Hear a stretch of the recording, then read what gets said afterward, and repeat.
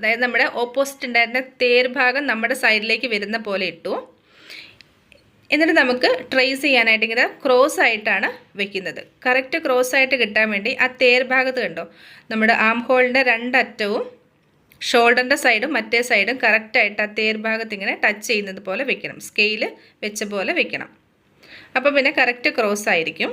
അതിനുശേഷം ഇതാ ഇവിടെ ഒരു 1/4 ഇഞ്ച് എക്സ്ട്രാ മാർക്ക് ചെയ്യണം. ബാക്ക് പാർട്ടിനേക്കാളും ഒരു 1/4 ഇഞ്ച് എക്സ്ട്രാ മാർക്ക് ചെയ്യണം. എന്നിട്ട് അത് മുകളിൽ വരെ നമുക്ക് വരച്ചെടുക്കാം. ഇപ്പം നമ്മുടെ നെക്ക് ഡിസ്റ്റൻസ് 2.25 നിന്നും 2.5 ആയിട്ട് മാറിയിട്ടുണ്ടാവും, 1/4 ഇഞ്ച് എക്സ്ട്രാ എടുത്തതുകൊണ്ട്. ഇനി ഇത് താഴോട്ട് 1.5 ഇഞ്ച് എക്സ്ട്രാ എടുക്കണം. ബാക്ക് പാർട്ടിനേക്കാളും 1.5 ഇഞ്ച് കൂടുതലാണ് നമ്മുടെ ഫ്രണ്ട് പാർട്ടിൻ്റെ ലെങ്ത് വേണ്ടത്.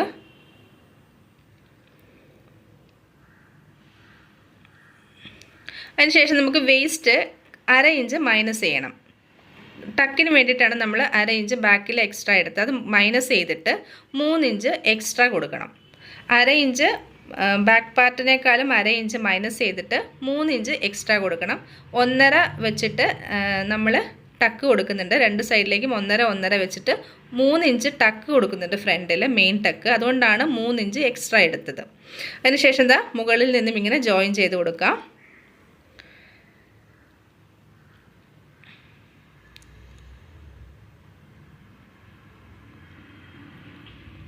ഇനി നമുക്ക് നമ്മുടെ ആം ഹോളും അതുപോലെ തന്നെ ആം ഹോള് കറക്റ്റായിട്ട് ട്രേസ് ചെയ്ത് വരച്ചെടുക്കാം.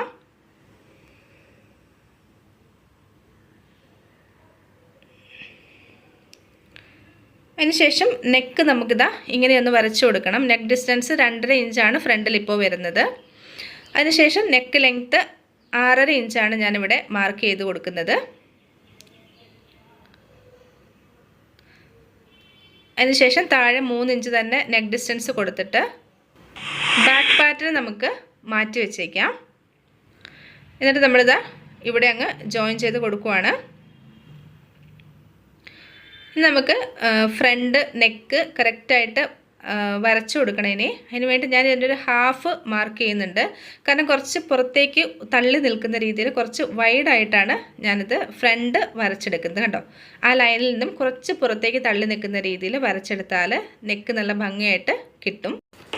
ഇനി നമുക്ക് ഫ്രണ്ട് ആം ഹോൾ ഒരു 1/2 ഇഞ്ച് കുഴിച്ചെടുക്കണം. അതിനുവേണ്ടി ഇതാ ഇവിടെ ഒരു 1/2 ഇഞ്ച് മാർക്ക് ചെയ്തിട്ട് 1/2 ഇഞ്ച് ഉള്ളിലേക്ക് നമ്മളിങ്ങനെ കുഴിച്ച് വരച്ചെടുക്കുകയാണ് ചെയ്യുന്നത്.